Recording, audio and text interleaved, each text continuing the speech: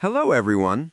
In this video, I'll guide you step by step on how to stop the Adobe Genuine Service alert on your Mac in a safe and proper way. First, understand that this alert usually appears when Adobe detects unlicensed or modified software on your system. The safest fix is to make sure you are using official Adobe apps with a valid subscription.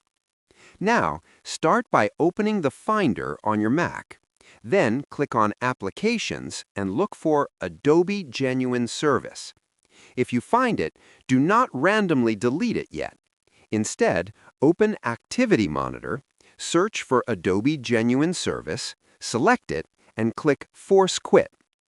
After that, go back to Finder, open the Library folder, then Application Support, and locate the Adobe folder. Here you may find files related to the Genuine Service.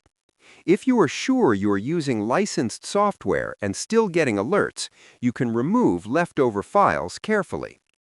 Also, check System Settings, then Login Items, and disable anything related to Adobe Genuine Service from starting automatically.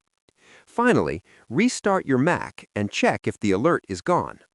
If the issue continues, reinstalling official Adobe apps usually resolves it completely.